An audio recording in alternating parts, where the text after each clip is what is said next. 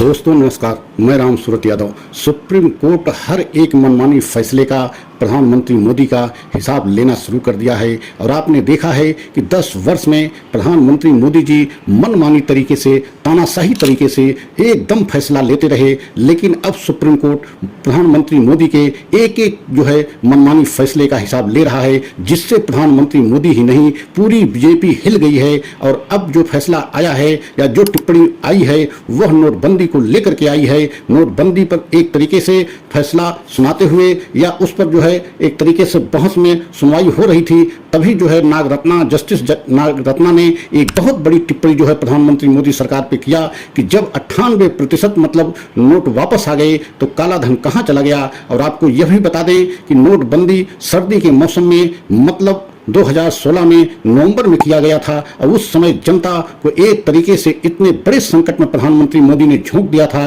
कि जनता अपने पैसों को लेने के लिए रात भर लाइनों में लगे रहे और पैसा तो नहीं मिला, लेकिन बहुत सारे हमारे देशवासियों की लाइनों में लगे जान चली गई। तो आप समझ सकते हैं कि अब प्रधानमंत्री मोदी के हर एक मनमानी फैसले का और हर एक तानाशाही फैसले का हिसाब सुप्रीम कोर्ट लेना शुरू कर दिया है। और यही कारण है कि प्रधानमंत्री मोदी एकदम इस समय संकट से में दिखाई दे रहे हैं, क्योंकि अभी आपने देखा है कि जिस तरीके से चुनावी चंदा पर फैसला आया है, उस डाटा को पूरे देश के सामने आने से प्रधानमंत्री पूरी तरीके से एक्सपोज हो गए और भ्रष्टाचार के मामले में एक तरीके से बहुत बुरे फंस गए। और पूरी तरीके से भ्रष्टाचार को जिस तरीके से खत्म करने की प्रधानमंत्री बात करते थे, वही भ्रष्टाचार में फंस गए हैं। चुनावी चंदा ऐसे लोगों से लिए कि आप सोच नहीं सकते हैं, और बदले में उनको सरकार ने इनाम के तौर पे उनका काम किया। तो आप समझ सकते हैं इस समय प्रधानमंत्री मोदी पर सुप्रीम कोर्ट बेहद सख्त हो गया है और 10 वर्ष में जो भी मनमानी फैसले किए थे, अब उस पर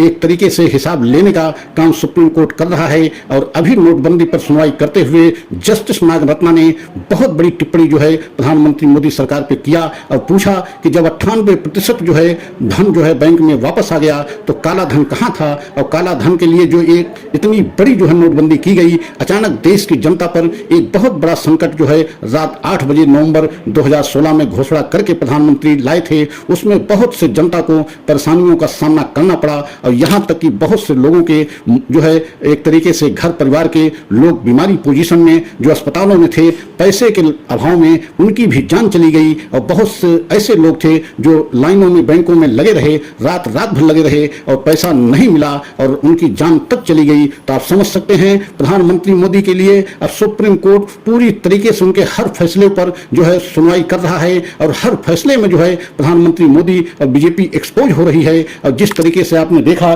चुनावी चंदे को लेकर के, और आपने अब देख रहे हैं कि नोटबंदी को लेकर के इतनी बड़ा फैसला, एक तरीके से टिप्पणी सुप्रीम कोर्ट के आई है। और ईडी को अधिकारों को लेकर के भी इस समय पूरे देश में चर्चा का विषय बना हुआ है। और आप देख रहे हैं पूरे देश में ईडी किस तरीके से मनमानी किया और विपक्ष के सभी पार्टियां, विपक्ष के सभी नेताओं को किस तरीके से ईडी सीबीआई ने परेशान किया कि अभी आप देख रहे हैं कई ऐसे सिटिंग मुख्यमंत्री, मौजूदा मुख्यमंत्री झारखंड के हेमंत सोरेन और इस समय के मौजूदा मुख्यमंत्री दिल्ली के अरविंद केजरीवाल भी ईडी की हिरासत में हैं। और आम आदमी पार्टी के डिप्टी सीएम भी मनीष सिसोदिया भी अंदर जेल में हैं। और संजय सिंह आम आदमी पार्टी के राज्यसभा सांसद हैं। और आप यह भी देख रहे हैं कि ईडी के द्वारा किस तरीके से विपक्ष के नेताओं को परेशान किया गया। अब ईडी पर भी सुनवाई होनी है और ईडी की समीक्षा हो रही है। और अगर इस पर भी बीजेपी सरकार और मोदी जी एक्सपोज हुए तो चुनाव से पहले बीजेपी को बहुत बड़ा झटका लगेगा।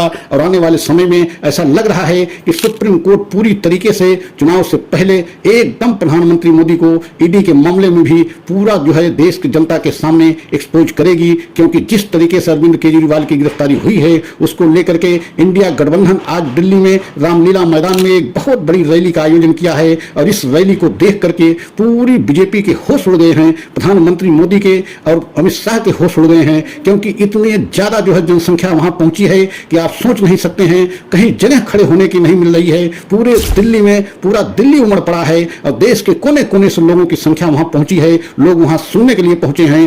पूरा एक तरीके से लग रहा है कि देश ही इस समय प्रधानमंत्री मोदी के खिलाफ खड़ा होता दिखाई दे रहा है। अगर हमारा यह वीडियो अच्छा लगा हो तो लाइक सब्सक्राइब करें, कमेंट के द्वारा अपनी राय दें। अगला वीडियो पुनः हम लेकर के आएंगे। जय हिंद, जय भारत।